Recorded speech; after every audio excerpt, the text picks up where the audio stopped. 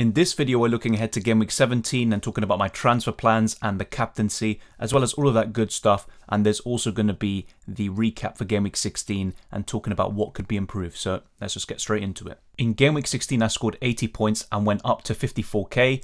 Pretty happy with that. It's kind of been up and down in the last few weeks, going up maybe to around 40k, 50k, and then going back down to 80k. But hopefully I can stabilize this and just look to push on now. And I was fairly fortunate this week, as we'll talk about very soon.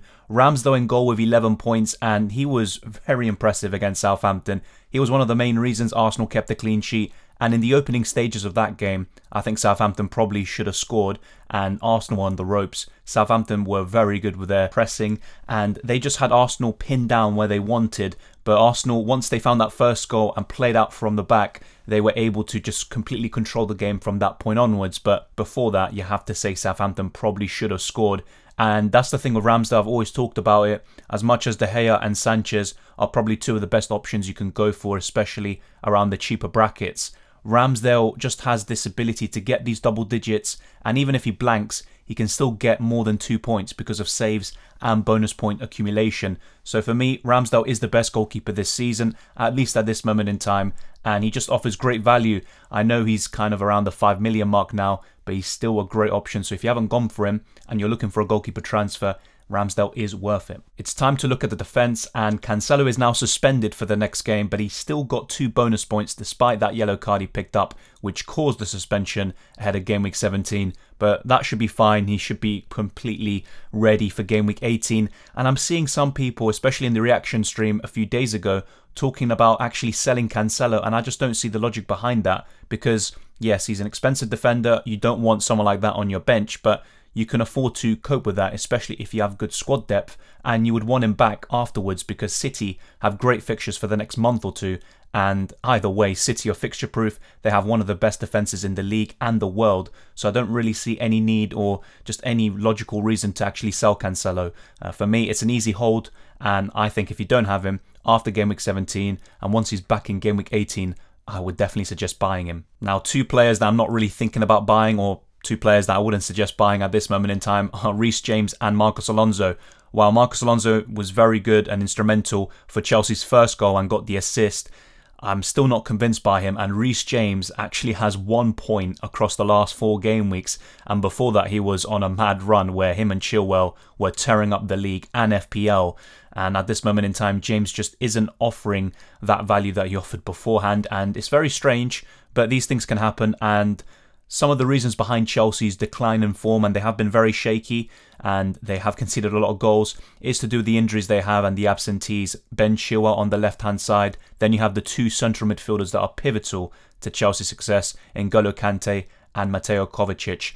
They are big misses in that midfield, and ultimately Chelsea are going to struggle without them. But we didn't really foresee this happening. We still thought they'd keep clean sheets and still look solid, because they have actually coped a lot without Kante in the last year or so, but they just haven't been able to find that formula to cope without those 2 players in the middle of the park, and then Chilwell, who was just absolutely on a mad one on the left-hand side. It's really disappointing right now. I'm still looking to go away from double Chelsea defence, but I still think they have some good fixtures and they can keep some clean sheets. But ultimately, if I were to double up on a team right now defensively, it would have to be City. Whether you go for Diaz or Walker to accompany Cancelo, it's up to you. But yeah, James and Alonso simply isn't working. Trent Alexander-Arnold, though, another clean sheet, and that's back-to-back weeks where Liverpool win by the finest of margins and Trent gets maximum bonus points, and he's just a bonus points machine. So these sorts of players are always a plus to have in your team, and he's definitely worth the money, even though he is over 8 million at this point, isn't he? So Trent Alexander-Arnold is probably the best defender right now, but I think with the fixtures you have to factor in from Game Week 18 onwards, Cancelo is still my pick if you had to go for one defender. But ultimately, right now, having Cancelo and Trent is definitely advisable. They're just getting the points most weeks, and Trent is just absolutely incredible right now, FPL-wise. He can get the bonus points, of course, the assists, maybe the odd goal like he did against West Ham. And yeah, Liverpool are looking pretty solid at the moment, so he's an easy hold, easy buy. Even if you don't have him right now and you can find a way to get him, I'd actually rather go for someone like Trent over the likes of Ronaldo up front. So if you have to find a compromise, I can understand that, but I would actually rather go for someone like Trent rather than these United assets who might be very expensive in the midfield and attack. And speaking of the midfield, very happy with it overall, and that's why a few weeks ago I highlighted my midfield as a weakness. I had players like Townsend, and they just simply weren't cutting it. I was probably one of the main reasons why I wasn't able to push on into a good rank was because my midfield was fairly weak. But Salah, as always, my captain, and he's done it again. He probably should have got bonus points considering the fact that other players from other matches, they didn't even win the penalty themselves, but they took a penalty, scored it, especially the winning goal, and they got the bonus points, but Salah didn't, and he was one of the better players in that game for Liverpool, who was causing Emi Martinez all sorts of problems. And yeah, that penalty obviously should have sealed some bonus points. It didn't happen in the end. Then you have Bernardo Silva, very lucky with the assist that he got for the penalty. Obviously, it doesn't count as an actual assist with the Premier League statistics, but it does in FPL. I'll take that. I was very fortunate, to be fair. And yeah, I got rid of Rafinha, who scored a penalty himself. But as we can see this week, it was pretty much penalties galore, and some soft penalties, quite a lot of soft penalties actually, were issued this week. Jota came on for a 1-point cameo. I don't really regret that in the end. I would have regretted that if Vardy had have played, because that might have blocked having Gallagher come off my bench, which was very fortunate, to be honest. And yeah, the thing with Jota is I thought he would either start or not be in the squad at all, or at least not come off the bench. But it looks like, from what we saw there, he is pretty much fine in a few days' time to play in game week 17 against Newcastle, so he should be good to start that one. That gives me some encouragement there, but I was surprised that he came on, and even then, in just half an hour, he had chances, should have scored, and that's the thing with Jota. He is just an absolute XG merchant, and he gets so many chances, and when he gets his shooting boots on, I mean, he's just a points machine too, and I'm very happy to have him. I still prefer him over Bernardo Silva, Mason Mount, and a few of the others that people mention. But yeah, it's a bit disappointing that Jota did come on for 1-pointer. But at the same time, I mean, I look at my bench. Douglas Luiz with 2, Livramento with 1. I didn't really miss out there, but I was very fortunate because Vardy did miss out, and that enabled Gallagher to come on. 2 goals against Everton, 15 points, and that was a stunning goal, his second, and a well-taken first goal, assisted by Jordan Ayew. But that's the thing with Gallagher. I've been talking about him recently, and it's kind of a pattern. He does blank a lot. I think he has 7 blanks this season, but when he does haul, he tends to get double digits because he's a bit streaky. He can get a goal and an assist. That's quite common. If not, as we saw here, 2 goals. And he's just instrumental to how Palace attack. When he has a good day, so do Crystal Palace. And he's just a key component in their midfield. And he's just such an impressive player this season. 6 goals and 5 assists. I was having some doubts about him because I got him around game week 13 or 14.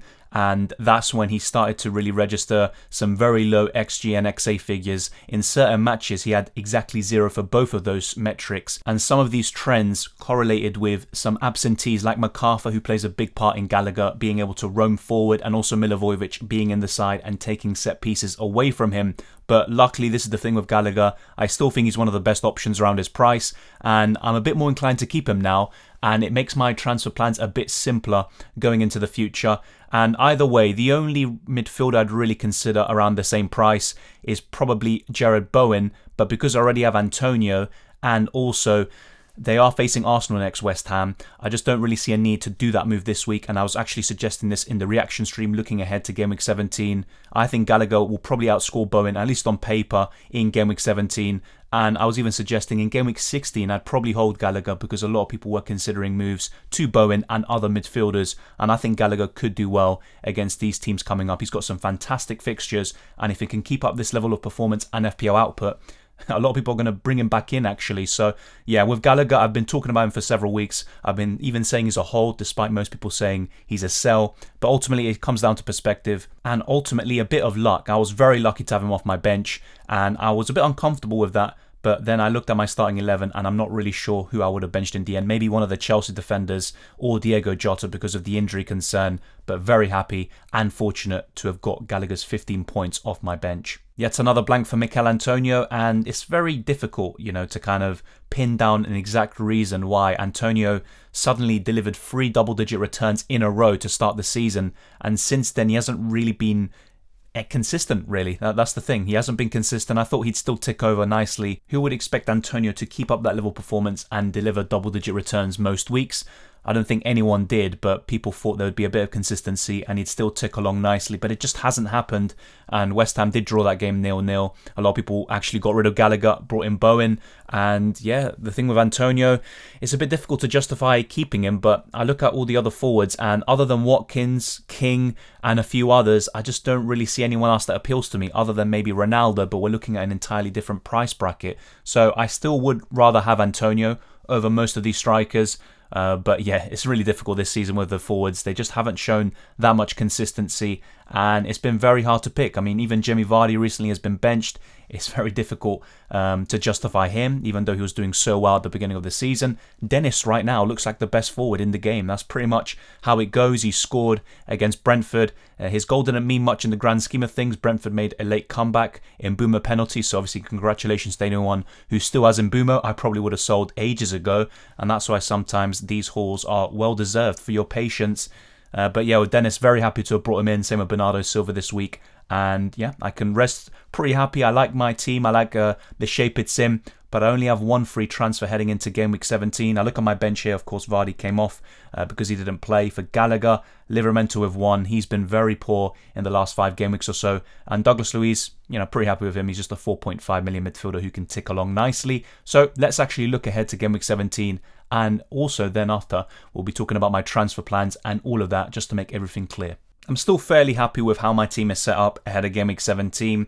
There are some issues, and I'll be talking about them very soon. And it's not perfect. No team is perfect, and there are definitely ways to improve this team, and I hope I can find the ways to do so. I want to be patient. I have an opportunity to maybe take a -4 or a -8 to get all the players I want, but I don't think the -8 would be worth it, especially looking at Gallagher's performance yesterday. And I still think that, if possible, I would want to actually save and avoid hits and just focus on free transfers. And what I want to actually achieve is going into certain weeks like Game Week 18 with 2 free transfers. But Ramsdale goal against West Ham, I'm not actually expecting anything there.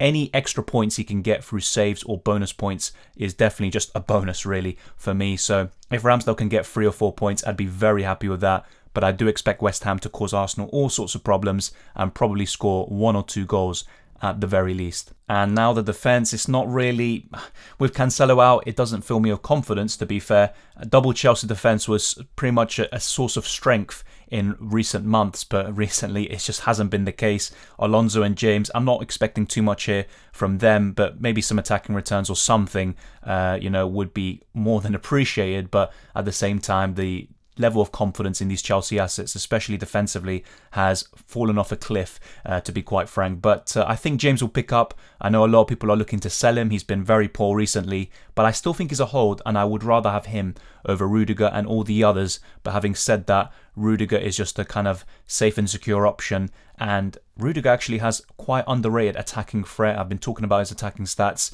over the last few months, and he's a very impressive FPL asset. And then Trent at home to Newcastle. Now that is a defender I am confident about, and Newcastle absolutely poor against Leicester, and I think Liverpool could do something similar depending on how they approach the game. They might want to rest, or at least by what I mean by that is they go full out for 60-70 minutes and then bring off their key players and try give them a rest and kind of ease off, because I don't really think Liverpool need to go all out for 90 minutes, but should be enough for Trent to get a clean sheet or an attacking return. And if he gets both, then he could be in for a big haul. So if you are maybe considering a different captain, I think Trent Alexander-Arnold could be that. And right now, out of all the defenders, Trent is the one I would most likely captain over Cancelo and Reece James. I have to say, this midfield looks very good in terms of the fixtures and the quality of player in there. So Gallagher at home to Southampton, even before his haul against Everton, I thought that, I highlighted this game as a really good opportunity for Gallagher to get some points. I still think that, and Southampton were very poor against Arsenal.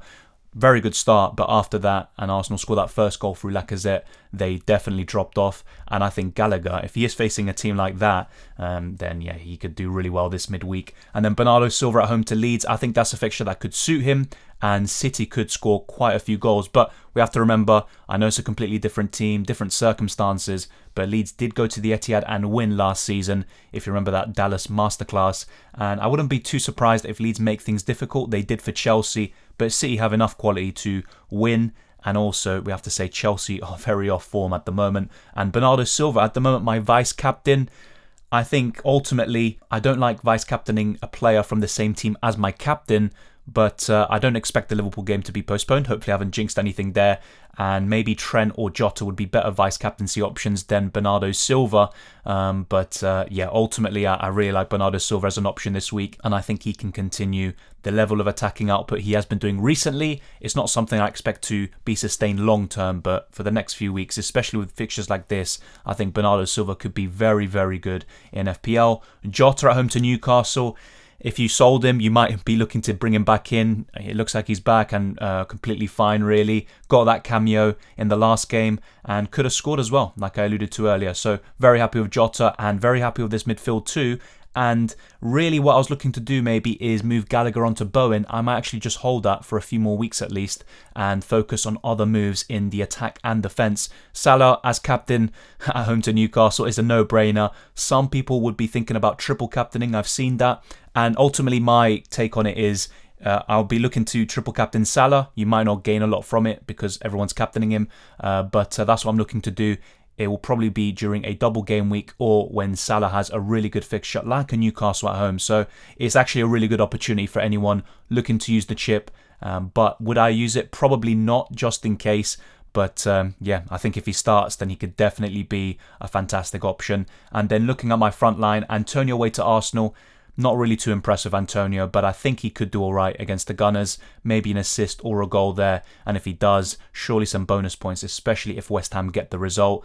But ultimately, I am having doubts about Antonio and perhaps looking for other avenues. If he continues to blank, I would even consider Watkins in place of Antonio. And then speaking of kind of lack of confidence in strikers, Jamie Vardy's another one. And these are pretty much the highest scoring forwards in the game that I have at my disposal. But I don't expect that to continue in the long run. And I think Cristiano Ronaldo could leapfrog some of these names that you see. Jamie Vardy has been benched in recent games. And yeah, during this Christmas period, it looks like he's going to, we've all been talking about Ronaldo potentially being dropped at times. It's happening to Vardy. And for that price, it's just not on. So I am looking to move Vardy up maybe to Ronaldo. But that would require a downgrade elsewhere. I'll be talking about that very soon.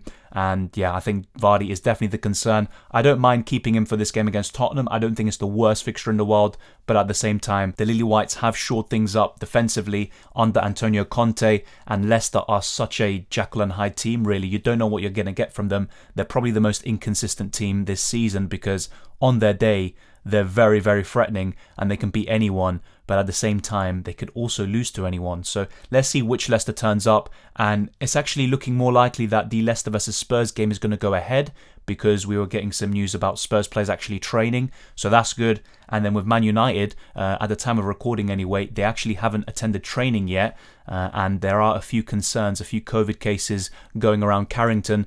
And also Ivan Toney, that's another piece of news with COVID. He is back and available for the United game if that were to go ahead. And I say were or ifs and all this stuff just in case because we never know what could happen. So what I would say is hold your transfers up until the deadline just so we have as much information as possible because anything can happen really, especially with games being postponed out of nowhere. And yeah, we'll wait and see what happens there. Dennis, I'm very happy with away to Burnley. And at that price, really, you just don't find anyone better. King is quite similar level. He's got the penalties and better stats. But as I've said over the last week or so, I do prefer Dennis. I just think he's the better player and more clinical, better on the eye test, and also more explosive. So when he actually does haul or gets a goal or an assist or whatever, he's more likely to get bonus points than Joshua King. But both are great options. Pick one and stick to them. Some people are going for both.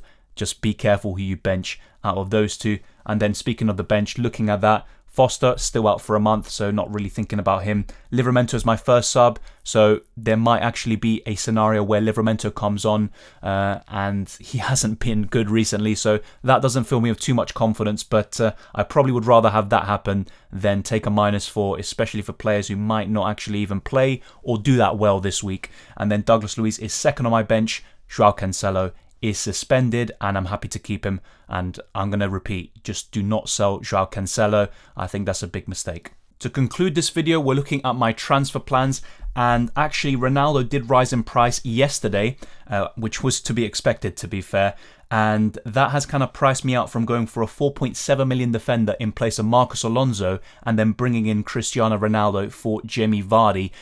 So what I'm looking to do actually, and the deadline is tomorrow on Tuesday, is actually hold and then have 2 free transfers heading into Game Week 18, avoid the hit, and then possibly get Diego Dallo or another budget defender around 4.6 million or under and get Cristiano Ronaldo in for Jamie Vardy. That is the plan. And looking at the rest of the team, I'd be very happy with it because when Foster's back, that's pretty much the best second keeper you can go for. Ramsdale is, in my opinion, the best keeper right now anyways. The defense is pretty solid, having a good budget defender like Dallo and having 3 of the best mid-price to premium defenders.